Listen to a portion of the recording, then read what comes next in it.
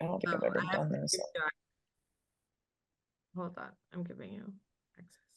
Okay, now you should be able to. Oh no.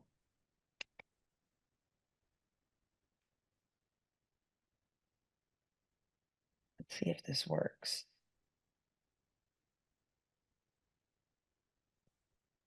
Hopefully you can see it. Yes. Amazing. Okay.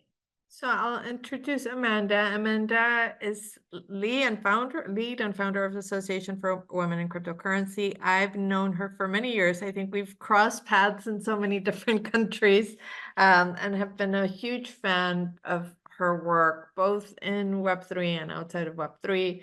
If you don't follow her, you should, but I'm not going to take more time than I need to. I do recommend you read more about the incredible work she's done. But I'd love, before you do this, I'd love for you to share a little bit about the Association for Women in Cryptocurrency and how the organization was born. Oh my gosh, I didn't even tell you what my first slide was, and you already introduced it. That's perfect. So let me tell you about my background and, like Monica said, how it kind of led to where I'm at now. So I actually got into crypto in a kind of a weird way. I was a federal prosecutor at the United States Department of Justice for about a decade. But in, I want to say 2012 or 2013, I caught my first crypto case because we had a entrepreneurial fellow laundering Bitcoin on the darknet. And my agent came and said, "Do you know what a Bitcoin is?" And I said, "That doesn't sound like a real thing." And he said, "It is." And so we took to Google, which was where a lot of us prosecutors were learning back then at YouTube University, and figured out what the tech was. And then as I kind of fell down the rabbit hole and learned about it, I got really excited about what it could do for the future of financial crime investigations and compliance. Um, I was at the department and then I did a brief detail at the US Treasury Bureau called FinCEN, the US Financial Intelligence Unit, the Financial Crimes Enforcement Network. And then I left DOJ and went to be the chief of legal affairs at Chainalysis. And when I left the government, where a lot of women were in crypto, a lot of the prosecutors, the analysts, OFAC, DEA, you name it, most of like the major folks in crypto were women. I went to tech and I looked around and was like, oh my gosh, where are all the women? Not because they weren't there and they weren't working in it, because they just weren't being profiled in the same way. And so we started a series at Chainalysis called Women in Crypto that just featured different women in the industry. And then we had these little networking events because it was still during COVID, and women were coming from all around the world at like 3 o'clock in the morning in their pajamas to meet other women in the industry. And I said, like, there's something here, there's a community here, and we just need to find them and build a safe space for them to meet. I went back to the government after Chainalysis for a year to lead the financial investigation for the House committee that investigated the January 6th attack on the US Capitol. And then I built the Association for Women in Cryptocurrency while I was there, and launched it when I left in October 2022. I also do consulting and advisory work on the side just to kind of stay sharp in some of the things I do, and some projects I'm passionate about in terms of building law enforcement capacity. But about 80% of my time, I work full time for the association. We're now at 20 chapters worldwide, at 600 members, and I think in 24 countries. And so I'm really excited about that because we're growing every day, and we're a unique association that's both a professional network for women and male supportive allies, male, female, non-binary. As long as you are a supporter of gender equality, we want you. We also have a strict no mean girls rule. That's number one. But we're always looking for members. So please check us out at womenincrypto.org. One of the reasons why I was passionate about this topic when I talked with Anna and about it earlier was because of my background as a prosecutor and then moving into the tech sector. I sometimes see things that kind of break my heart. I deal with founders who are really passionate about building cool things, and they don't always necessarily play out kind of like the ramifications of what they're building. So we're gonna cover a lot of ground, but basically the gist of like how I think of responsible innovation is just trying to ensure ethical practices in fintech development. And we're going to focus on fintech for a very particular reason that I'll talk about in a second. But basically because it promotes trust and safety in financial services. So really, we're going to focus on ethical practices, data security, and compliance and risk management. And just a couple of topics. These aren't in a particular ranking order or priority order, just some things that I think about when we're talking about responsible innovation. Monica, you have your hand raised already. I love it. You have a question? I do. As you, when you, well, more a comment, since this is global, can you talk about, like, you talk about rules and regulations, what it means if you have a global product, especially in crypto, right? Where it's not just Ooh, US specific policies, but global policies. yeah, and I mean that's a phenomenal question, and it really reflects right now, I think, one of the biggest problems in crypto, or I should say a problem that existed before crypto that was exacerbated and highlighted by the global nature of crypto, which is, you know, money historically has been sovereign, which meant that all these countries could pass their own laws. And a lot of things didn't move as quickly into multiple countries the way that crypto does. So now, if you're building a product and lots of people adopt it or lots of people are moving money, you could be subject to rules and regulations in multiple jurisdictions, right? Some companies have taken the position because they can, because it's electronic funds and electronic products, that we're not located anywhere, we're located everywhere. That generally has not gone well for some companies that have done that, because if they do business in certain countries, that often gives government agencies enforcement jurisdiction. So if you're building something in a country and it's a financial services product, you really, really want to talk with somebody before you start offering it to a single customer about what is the regulation scheme going to be? Is it going to be based on where I live? Is it going to be based on where the product sits? Is it going to be based on where we incorporate? Is it going to be based where there's a bunch of nodes? And lots of jurisdictions have lots of different rules for that. So it's a really good question to start off with. And it's actually 3 bullets down: knowing laws that impact you. And it could be laws, it could be regulations, it could be rules, it could be a plethora of things. So it's really, really important. I think one of the things that I see the most that's really tragic is that if you're, building something, in your mom's basement, or you're starting up a company on your laptop in your spare time, and you haven't raised any money yet, and you don't think you can afford a lawyer, trust me when I say there's lots of pro bono programs, there's lots of really good lawyers who are passionate about this space.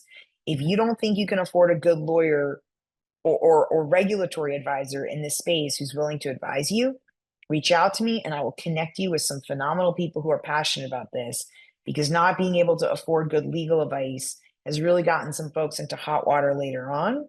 And there's just too many people, Monica and Anna being examples of this, that love this industry. Clearly they have a passion. They put out all this phenomenal educational content because they want you to have education at your fingertips. And that includes people like me and others who want to get you resources to make sure that you build things right. There's an expression in English, I wish I knew it in Spanish, but it's probably prettier in Spanish. A ounce of prevention is worth a pound of cure.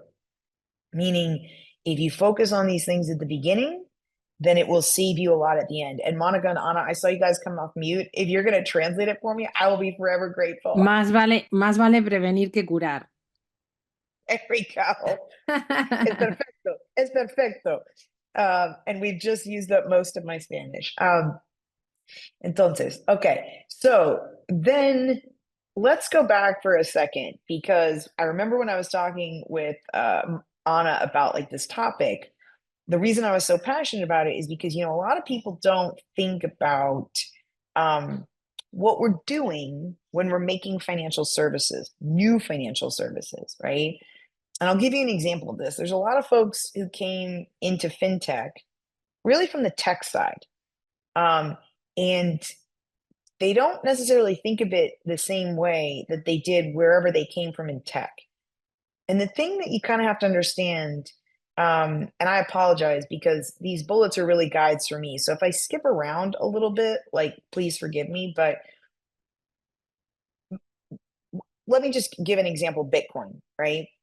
A lot of people think Bitcoin is cool, it's wonderful, it's a phenomenal intervention, but too many people don't understand what a like historically momentous moment it was when disintermediated finance was created.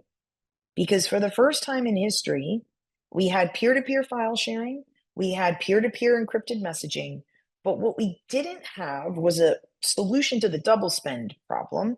And you finally had a technical solution to peer-to-peer spending, meaning I could send money to Monica anywhere in the world with no intermediary, with no checks, instantly for pennies on the dollar. And people say, well, that's basically like cash. Sort of, except that cash I'd have to have in a physical form. I'd have to ship it to Monica. Bulk transfer of a lot of cash would be really difficult, and it certainly wouldn't be instantaneous. You can see the differences between moving a lot of cash nearly anonymously and moving Bitcoin nearly anonymously and instantly. The creation of that was massive, right? And a lot of times, what I see in this space is you have some really amazing visionary people who are thinking about like all the problems that could be solved in the world with the technology they're inventing. And you see this where they talk about financial inclusion and, you know, helping underrepresented groups, and all of those things can be true. Unfortunately, a lot of those people have not spent a decade looking at the underbelly of humanity. And some of the most creative people in the world are criminals who are first adopters of technology, who are constantly finding ways to cut down the cost to launder money, to traffic humans, to sell guns, to buy dope, to do all kinds of things all around the world.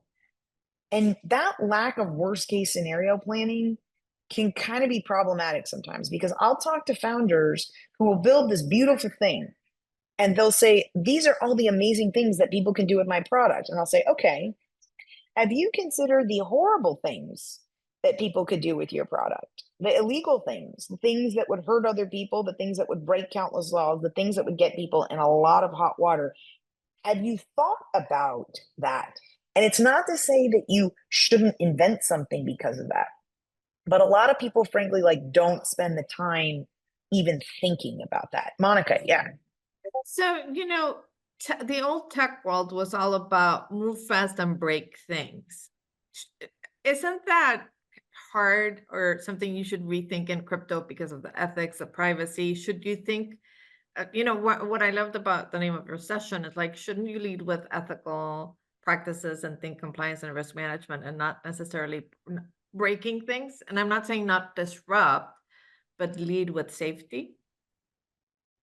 Somebody's gonna think I paid you to ask these questions that we said, and then we set this up beforehand because it's almost like too perfect. Because that leads into the second bullet, that is, we should ask should more instead of could we do something or must we do something because it's required by law. Because Monica, you're 100% right that there's rarely a right answer.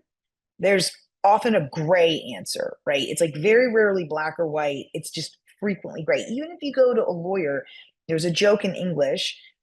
Maybe in Spanish, my Spanish is muy básico, pero se depende, it depends. Maybe Depende. it's like Depende. depende. Like it's just this concept that, like, you know, if you go to a lawyer, the answer is always going to be the same, right? It depends. And part of that is because it really does. It depends on the facts. It depends on what you're building. It depends on the tech. And literally now with crypto, it really depends on every fact of your tech. How truly decentralized is it? What is it built on? Who's running it, right? Like so many factual things distinguish these projects, and so much of financial services, if you're moving funds, which qualifies as financial services in most jurisdictions, those are questions that are really, really going to depend on the facts of what you're building. So going back to what Monica said, it's not a question of should you not move fast and break things.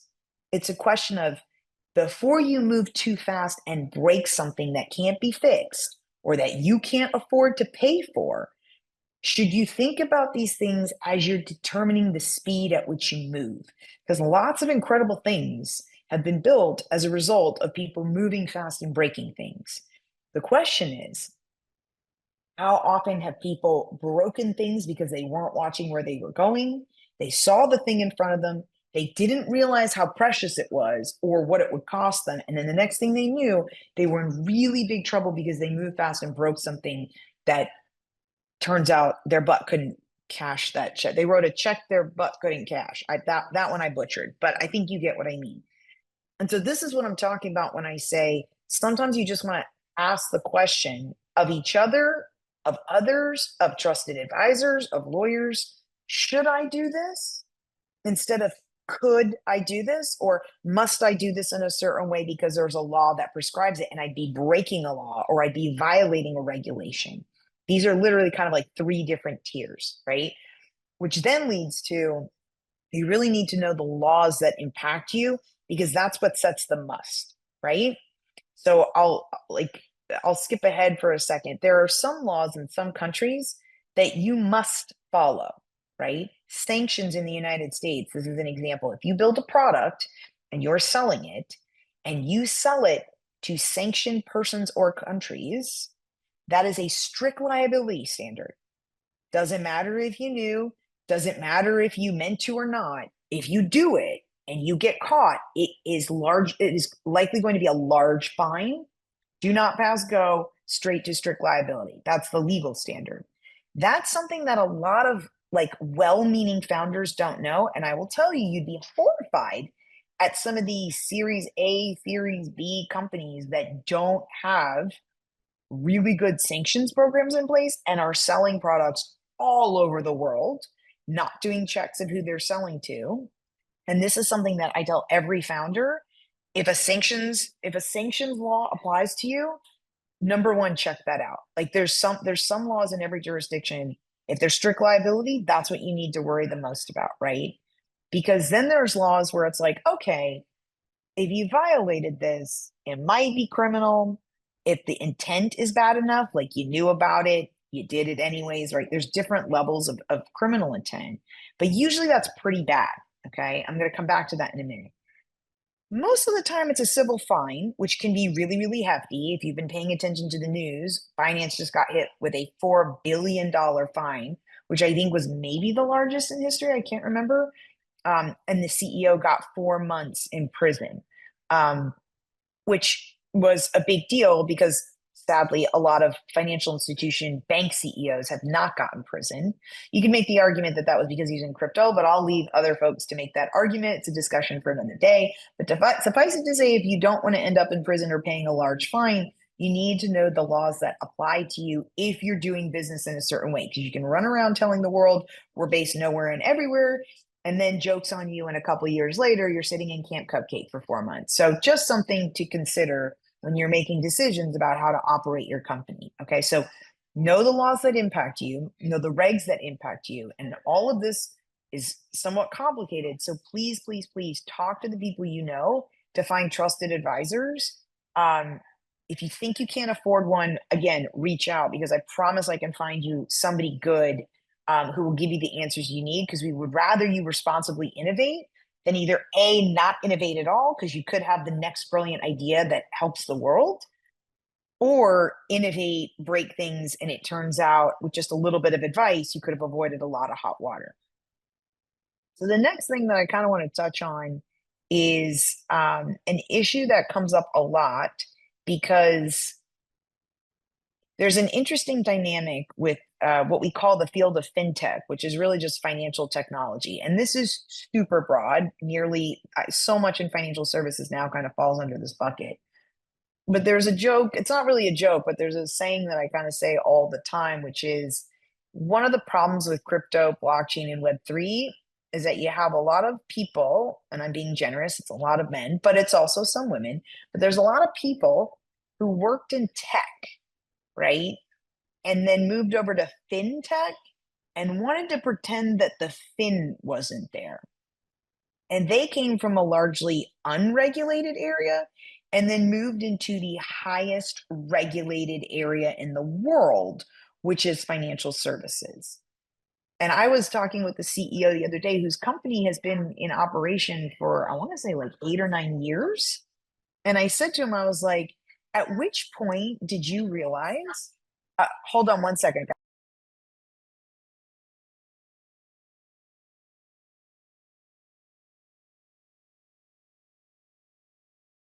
You okay? Yeah, sorry about that. Choked on my own breath. So the question was, I was talking with a CEO the other day and I said, you've been in business for like 8 or 9 years. And I said, can I ask you a question? Because during the course of the conversation, I picked up on a couple things and I was like, what industry were you in before this? And he said, oh, I was in tech. I'm actually an engineer. And I said, okay, at what point did you become aware? Sorry, just one second. At what point did you become aware that the fin part of fintech was going to cause you a lot of headache and it was going to be different than tech?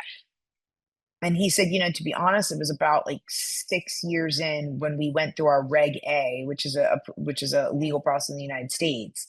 And he was like, and my mind was blown. Like I had no idea. Now think about somebody running a company for like 6 years and not really having like a concept of compliance and risk management, like the fact that they were in financial services. Like he considered himself a tech CEO still. And like I said, this isn't wrong per se. He is building something. But you see a lot this mindset of treating moving money the same as moving people in cars or moving things in e-commerce. These things are not the same. Governments treat money differently, and they treat the ability to move money fundamentally differently. And that's why financial services, ever since 9/11, you're not going to have the anonymous free flow of money after 9/11 because we have an anti-money laundering and counter-terrorist financing framework that has become so permeated throughout the world through FATF, the Financial Action Task Force, through laws, through regulations, like all over the world. And so this is a really big deal. So I think I had just said something about moving money, right, was different than moving people in cars.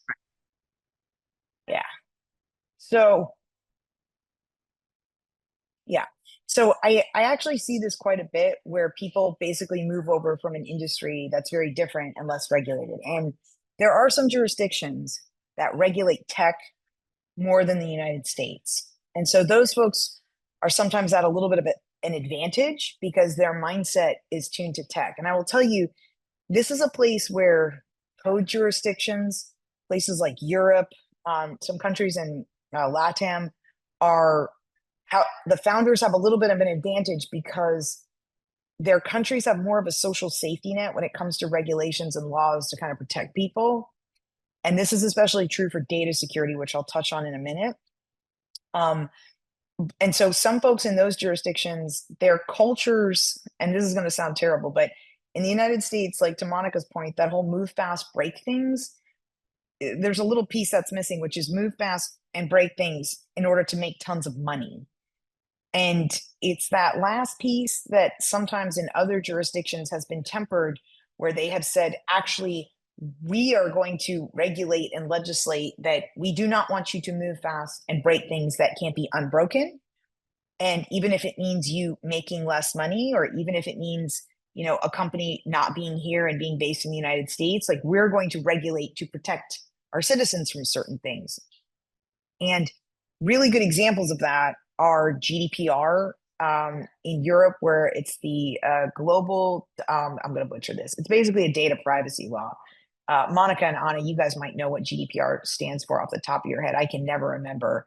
But it's basically data privacy.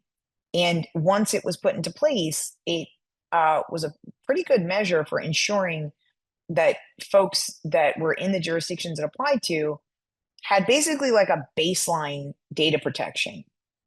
Meaning like, when I I'm in London right now filming, recording this, and whenever I click on a website, the default prompt is accept all or reject all cookies, right? And cookies basically track you and collect a bunch of data that oftentimes goes to data brokers who sell it, which we're going to talk about in a minute. But that functionality in some other countries isn't present in countries like the United States, where only one of the 50 states has, no, I think maybe two. Not many states. California is the most well-known, but only a few states. General data protection regulation. God bless you, Monica. She gave me a boost in the chat and helped and cheated for me. But the United States doesn't have much data privacy for private entities. It has data privacy in the sense that the government is restricted from accessing your data. It can possess it, but there's rules like the Fourth Amendment to the Constitution and the Right to Financial Privacy Act that actually limit the US government's ability to access your data if they possess it. In the private sector, there's very few rules outside of California and maybe a couple other states, which is how all of our data legally, I'm not even talking about illegal hacks where it's leaked. I'm talking about legal purchase and sale and brokering of our data happens rampantly, right? And so I kind of want to talk on that only because I've recently been geeking out and got to go to a roundtable yesterday on DORA, which again, I'm never going to remember that acronym, the some Operational Resilience Act. And Monica, bless you, if you're willing to help me out one more time and look up what that is. I'm like 90% sure it's like Data Operation Resilience Act. But the point about it is it's really operational resilience.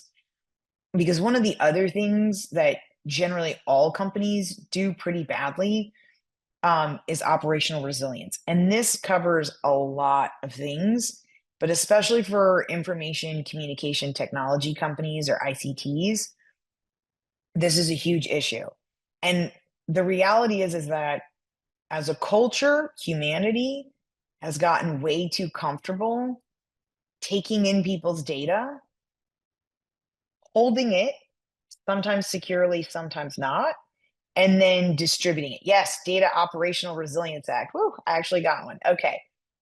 So here's the thing. Have you ever gotten a notice from your bank or from some other entity, maybe a credit card company, maybe a clothing store, Target? There's been thousands of hacks over the years where your data was stolen during a hack. And usually, sometimes the company will notify you and say that your data was stolen in a hack. And here's, maybe there's credit monitoring they'll offer you. But your data is basically out there.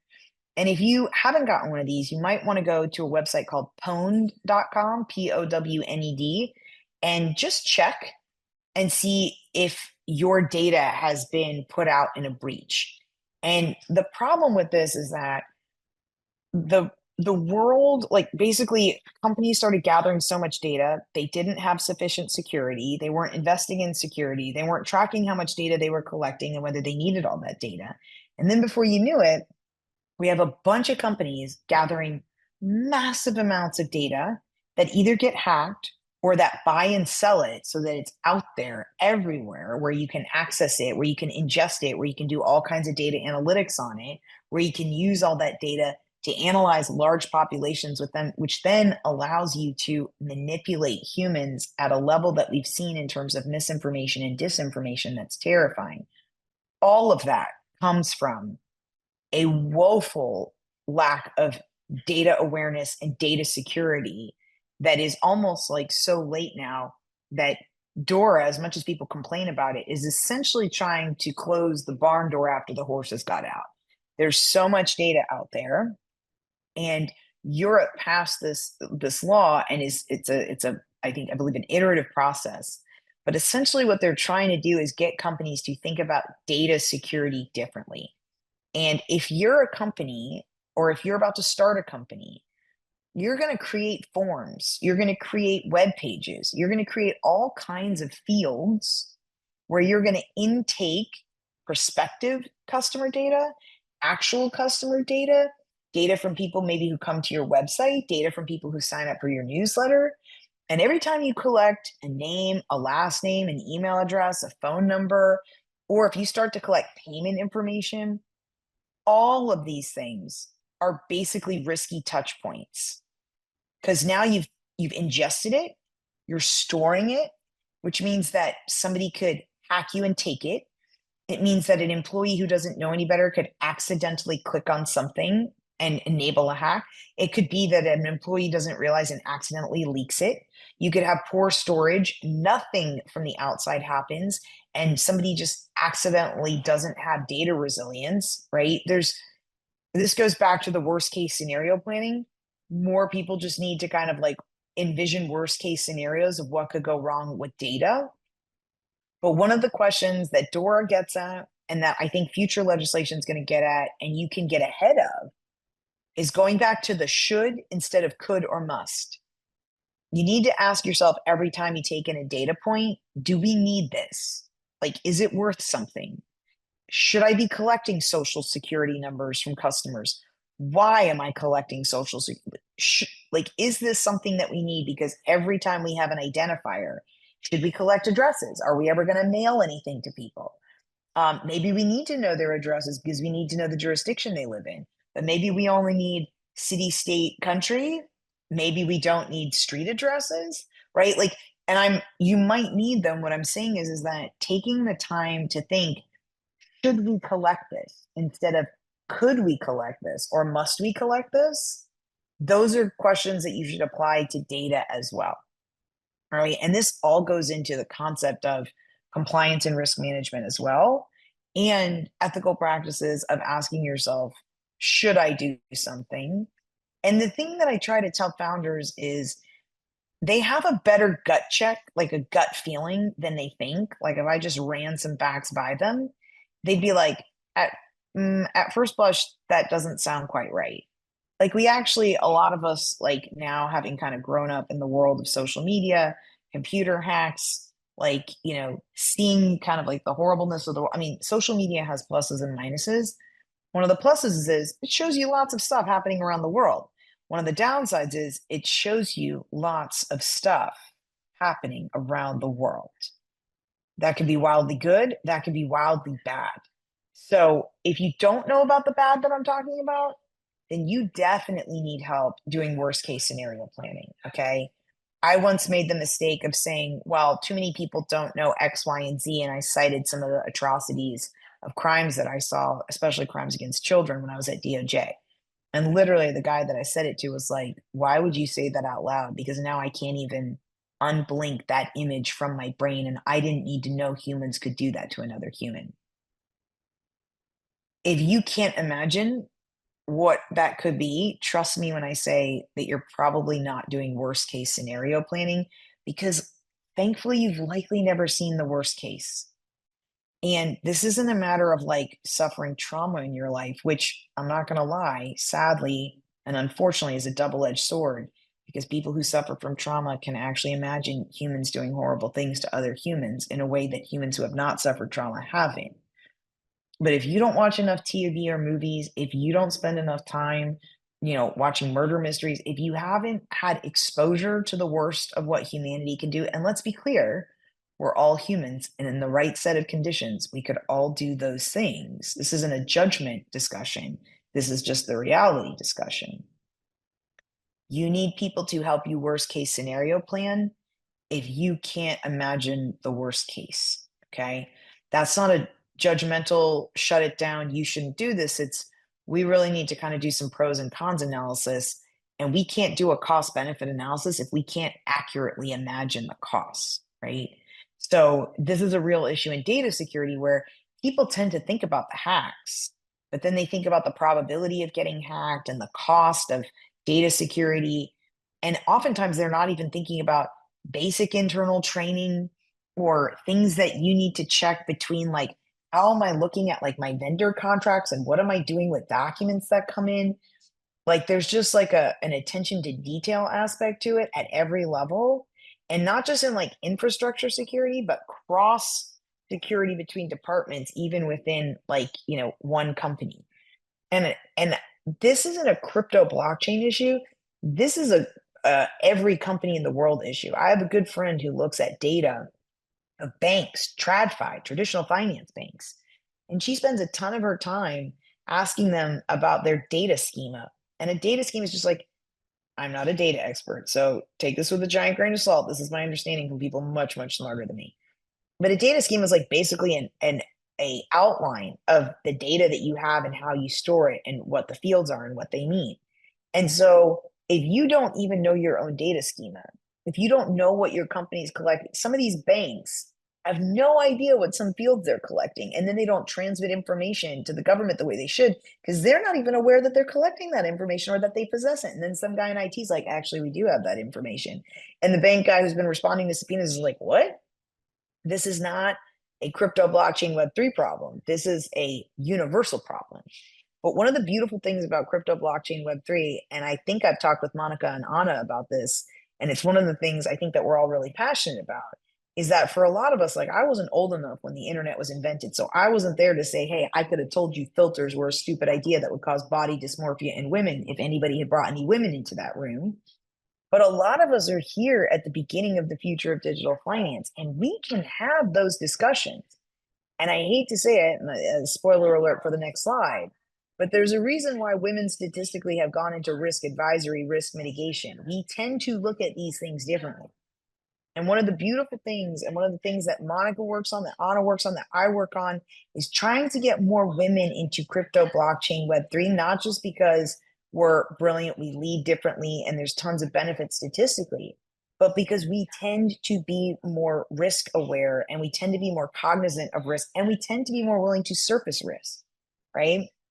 So when I say compliance and risk management, it's lots of different kinds of risks. It's lots of different kinds of compliance, but you really need to know what's at stake here. You need to know the fines. You need to know criminal penalties. You need to know what reputational risk is. There's just a lot that goes into this field, especially if you're moving funds, that to Monica's point, wherever you are in the world, you just need to be thinking about this, okay? Now, I touched on this a second ago. Oops, I went too far. Hold on. There we go. All right, I touched on this a second ago, but the reality is if you've ever kind of been to a bank, I think it holds true in crypto, probably a little less so, but I used to teach at bankers conferences, and I would go to like a conference that was the business side and it was all men, and I'd walk into the BSA compliance side and it was largely women. This might be a Western culture thing, I'm not sure, but so far, a lot of compliance, risk advisory, it tends BSA, Bank Secrecy Act in the United States, but like a lot of folks in that space tend to be women. And it was really funny because when we started the association in October 2022, if that date sounds precipitous to you, it's because FTX happened in November 2022. So try starting a nonprofit that needs to raise money a month before the FTX crash, where we went into crypto winter. But one of the really interesting things that came out of it was a reporter called me and said, you know, I heard that you started this women's association and I was going to write an article about it, but honestly, if it doesn't have anything to do with FTX, I can't get anything published right now if it doesn't have anything to do with FTX, because that's all people will click on. And I was like, well, I can tell you right now, it absolutely relates to FTX, because we're building an association to make this industry more inclusive to women, to put women in the highest levels of these companies, to put women into the rooms where they're being excluded. And if you want to see what happens when you exclude all but one woman from a room, and the one woman is in a romantic relationship with the CEO, if you want to see some of the really terrible choices that get made, then by all means, take a look at FTX. Because if you have an entire industry that excludes the gender that has historically, statistically tended to be more prevalent in risk management, risk awareness, risk surfacing, and risk advisory, well, then you might just have more problems. And if you go back and you look at a lot of the failures in crypto, whether it's Celsius, FTX, BitMEX, you go back to a lot of the major enforcement actions and show me a woman. Show me where a woman was in the management structure. Show me where a woman was on the board. Show me where a woman was anywhere in the deliberative process making those decisions. You can point to Elizabeth Holmes over and over and over and over, but until she's not an outlier, there may need to be more women in the rooms where the dudes are making decisions that sometimes might not be the best. And that's not to say that like all men are terrible and that men generally are riskier. We could have an entire hour-long conversation about how society conditions one gender to be more comfortable with risk. That's a whole nother conversation, right? Whether that's right or wrong, good or bad, not my place. But you can look at a lot of statistics about risk and women, and this is just kind of like where we're at. So one of the things that we're really passionate about the association is trying to elevate and escalate qualified, talented subject matter expert women who frankly need to be more prevalent in the room where it happens, so that there's a variety of voices that are heard in terms of how fast should we move and how expensive are the things that we're breaking, right? And the thing that people kind of have to understand, and I'm blurring fintech here a little bit with just data companies generally, but I think if you go back and look at what happened in Cambridge Analytica, and if you look at what's happening in data brokerage services right now, which to be clear is the legal purchase and sale of your data, I'm not even talking about the hacking and the leaking. We're about to enter a generation of AI. And AI is going to take in, until we fix it or regulate it, without rules, AI can take in whatever it wants and churn out stuff on the back end. And I'm sure you've heard the expression garbage in, garbage out. But that also includes personal identifiable information, or PII. That includes PII in, possibly PII out. And if not PII out, an analysis of data that is wildly terrifying. What do I mean by that? I worked on the January 6th committee for a year, analyzing the emails that went out. And this is not a political thing, all right? There was a guy, his name's Gary Kobe. And when people ask me who's the most dangerous man, like, I'll tell you, his name's Gary Kobe. Gary Kobe owned a company called Direct Persuasion, and he ran Trump Digital.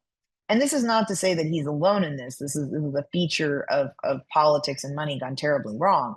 But it's important to understand what's happening in the world from a data analytics, manipulation, and marketing perspective. If you took a marketing class in the last 15 years, you're probably aware of all the fantastic things that the field of marketing figured out, which was essentially taking the fields of psychology and sales and blending them together to say, what are the techniques that we can use to manipulate humans into buying things? And it turns out humans are sheep. And we actually don't have that much free will. In fact, you can read a really good book called Determined that explains biologically how at this point in time, we're largely pre-programmed and predetermined, and we have so much instinct, social media, societal norms, so much comes in that this idea that we're all special snowflakes making all these unique decisions, no. You can actually gather so much data on people from different demographics, people from different ages. You can gather so much data that you can actually analyze people down to minute details and predict behavior. This is out there. I know people are like, that's Minority Report. They were ahead of their time. But that's actually what Cambridge Analytica was. If you look at a lot of the stuff out there, what people are able to do with data. Now, imagine a world where you have tech, you've got data, you've got manipulation in terms of misinformation, disinformation, deep fakes, and you have no ethics or you have no regulations that try to restrict bad people from doing bad things. Because technology is neither good nor bad, nor is it neutral.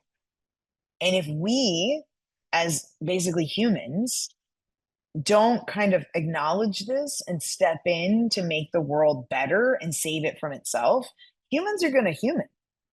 That's not a judgment thing. Like every single one of us could have been Hitler in the right set of circumstances. And I say that, and I'm Jewish, so trust me when I say every human could have been Hitler in the right set of circumstances. You have to acknowledge that fact in order to appreciate the terrifying aspect of tech innovation, data, lack of security, and data brokerage, and the amount of data that's out there, and what happens if we don't start safeguarding data to save people from the abuse of using their data, and the lack of kind of any ethics or processes to stop the worst of the worst from happening.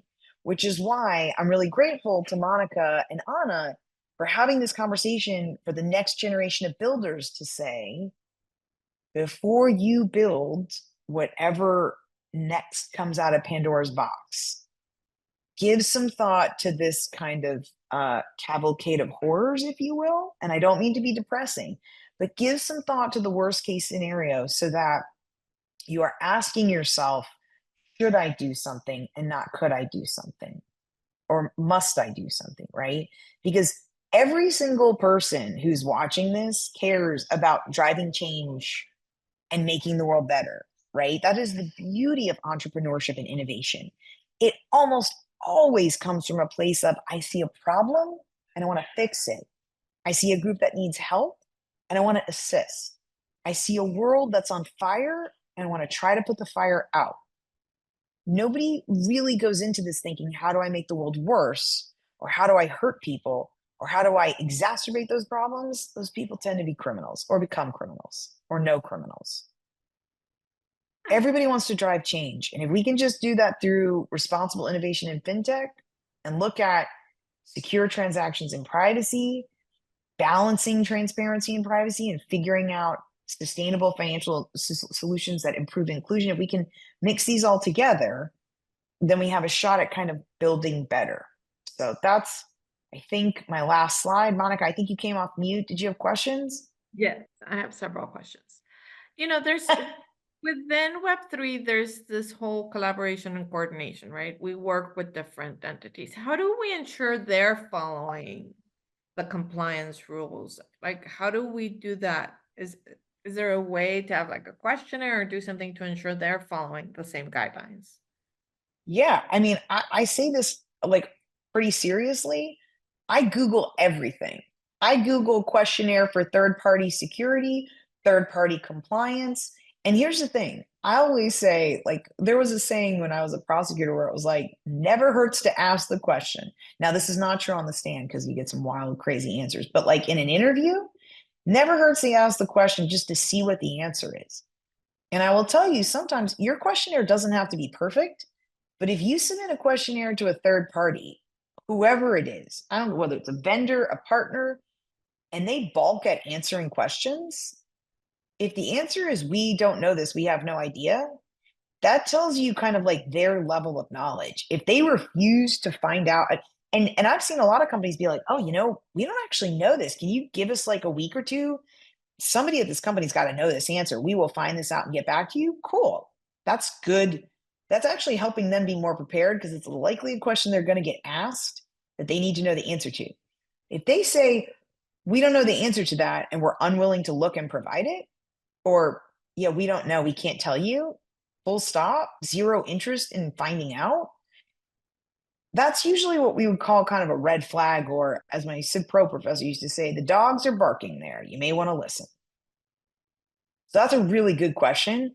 And I will tell you, I don't know if you meant to, like, it's a great lead in, but DORA and other regulations that are considering this are all about like third parties and information communication technology, ICTs, doing that diligence on their critical providers and the third parties they deal with because of exactly what you just said. You can't just be aware of your risk.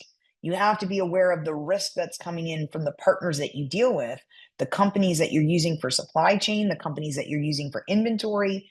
Like, what are they exposing you to? My other question is, you've talked about several regulations. There's the Mika or Micah one. I don't know how you present how you say it, but I've heard both. Mika, MyCar, like, I think it depends. and I've also read, and I haven't done a deep dive, but I've also read that Tether is uncompliant, right? I'm sorry? USDT, Tether is Ah, not compliant with Mika. And I know a lot of Web3 startups use USDT across the board. How do you, I don't know if you have an answer, but how do you look at that? Is it diversifying to look at compliant projects like USDC, or that's one question. And the second, how do you stay updated on all these things, right? Like Mika's pretty new. And so you now have to become compliant potentially if you've already rolled out in Europe. So those are my two. yeah. So Europe, obviously, you've hit on is kind of like a leader in terms of pumping out regulation in the space. So a lot of people are focused on this. We held a RegTech forum over the last 2 days in London that had, I think, at least one or two roundtables, some panels. Like Mika was talked about quite a bit. So that is absolutely something that people are looking at. I think Tether's an interesting case in the sense that there's stuff out there that you kind of have to be careful because you have to do your due diligence, right? And what was true about Tether years ago may not be true about Tether now. I know they just did a partnership with TRM Labs. I know they just hired actually a former colleague of mine, Jesse Spiro from Chainalysis, to be their global regulatory affairs. So, and I know from talking to friends in law enforcement that they've done a lot of burn and reissuing to try to like work with law enforcement when it comes to AML CFT. So like there are things that indicate that they are, I'll say, working on it, but only because like I don't, it's evidence of working on it, if you will. But I think that, you know, reaching out to people at these companies, I know multiple colleagues that have great relationships with people at Tether, get very responsive answers when law enforcement reaches out. So you just have to be careful about what you read online because sometimes it's anti-competitive. Sometimes you just don't know what people are putting out there. And if you reach out to the company and they're willing to answer and willing to help, for me, that's a big gauge. I mean, you know, there were certain exchanges, I won't say who, but people probably could guess, who for years didn't work with law enforcement, didn't respond, put all kinds of barriers and hoops up. And that was kind of their MO. And then when they got really concerned with compliance or possibly being investigated, all of a sudden law enforcement started getting calls back and lots of cooperation. And look, let's be clear, financial institutions sometimes do the same thing, like TradFi. So this isn't something that crypto invented. Crypto and is inherited compliance that had been in place for years for the most part through TradFi.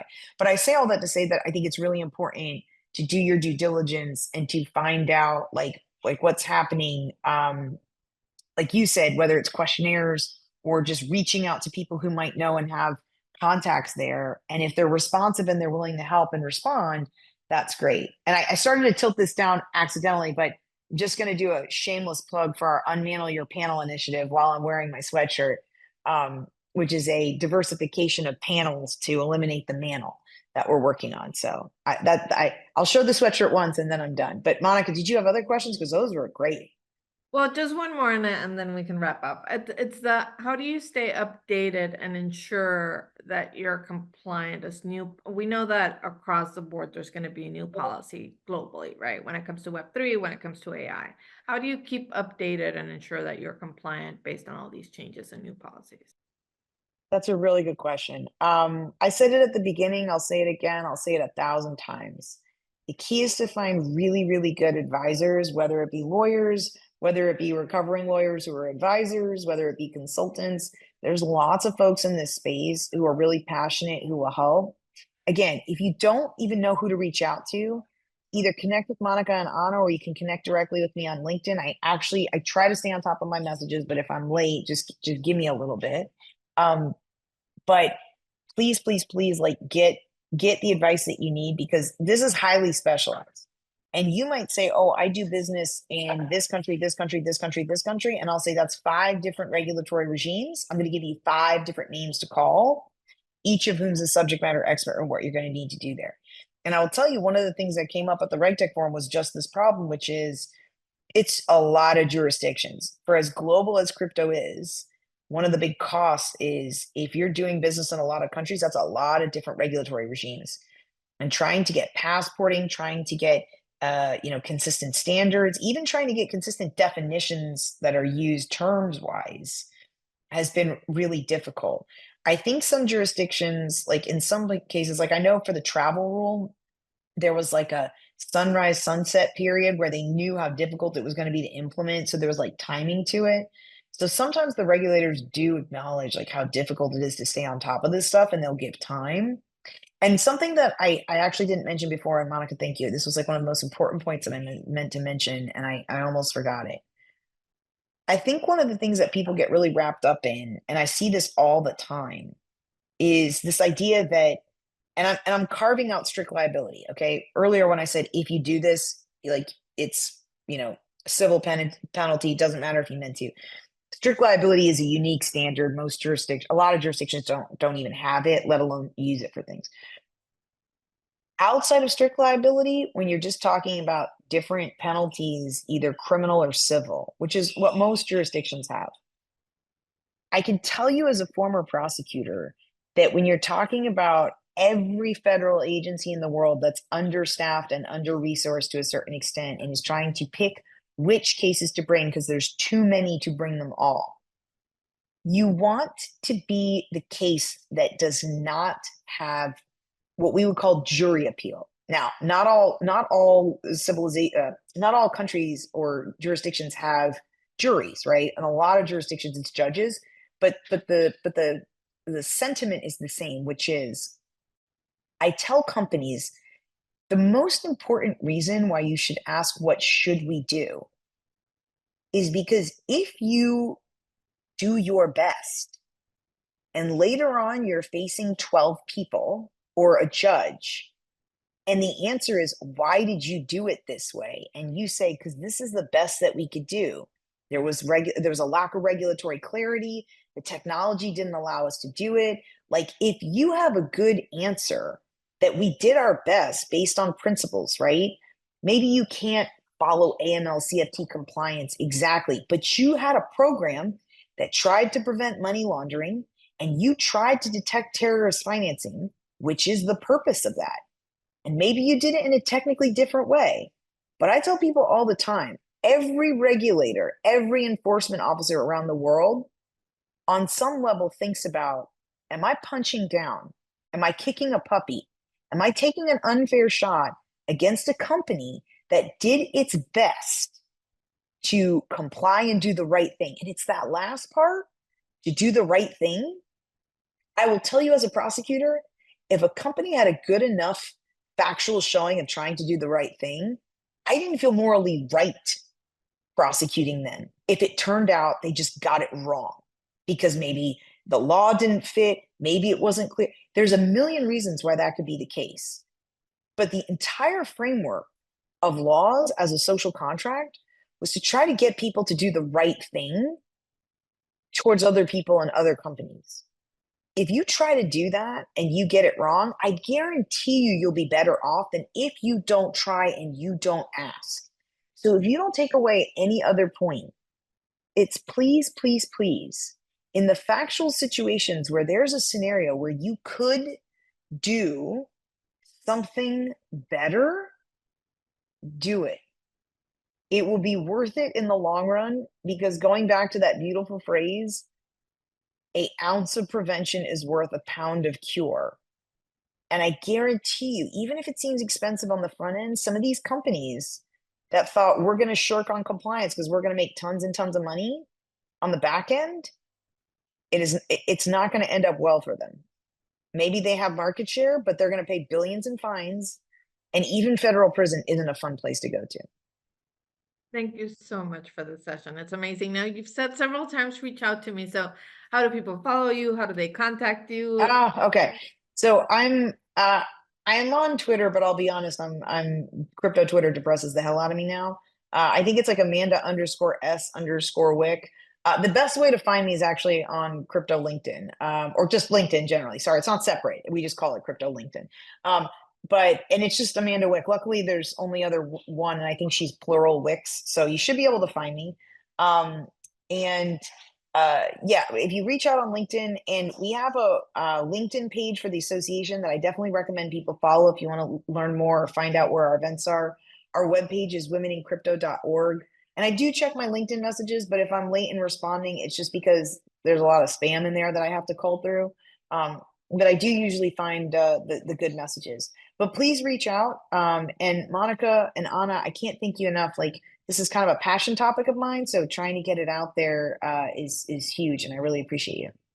Thank you. No, we want to be sure people are thinking about these things as they're building, and I don't think there's enough conversation about it during hackathon. So we wanted to make sure that we included this. So I'm going to stop recording. Thank you so much.